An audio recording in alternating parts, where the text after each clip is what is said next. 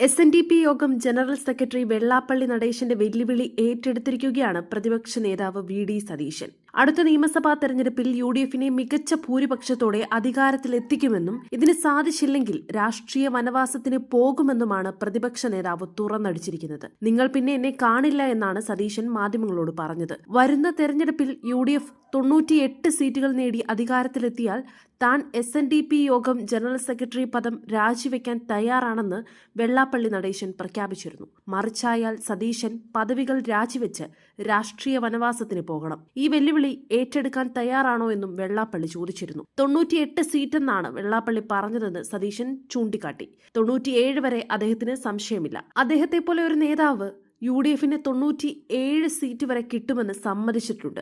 കഠിനാധ്വാനം ചെയ്ത് അത് 100ന് മുകളിൽ എത്തിക്കാൻ ഞങ്ങൾക്ക് കഴിയുമെന്നുമാണ് VD സതീശൻ തുറന്നു പറഞ്ഞിരിക്കുന്നത്. UDF അധികാരത്തിലെത്തിയാൽ വെള്ളാപ്പള്ളി സ്ഥാനം രാജിവെക്കേണ്ടതില്ലെന്നും അദ്ദേഹം ആജീവനാന്തം അവിടെ ഇരുന്നോട്ടെയെന്നും സതീശൻ പറഞ്ഞു. തനിക്ക് വെള്ളാപ്പള്ളിയോട് വിരോധമൊന്നുമില്ലെന്നും എന്തുകൊണ്ടാണ് തന്നെക്കുറിച്ച് ഈഴവ വിരോധിയെന്ന് പറഞ്ഞതെന്നറിയില്ലെന്നും സതീശൻ പ്രതികരിച്ചു. ആർക്കുവേണ്ടിയാണ് വെള്ളാപ്പള്ളി ഇത്തരം പ്രസ്താവനകൾ നടത്തുന്നതെന്നും സതീശൻ ചോദിച്ചു. വെള്ളാപ്പള്ളിക്കെതിരായി താൻ മോശമായ ഒരു വാക്കുപോലും പറഞ്ഞിട്ടില്ലെന്ന് സതീശൻ പറഞ്ഞു. താൻ ശ്രീനാരായണീയനാണ്.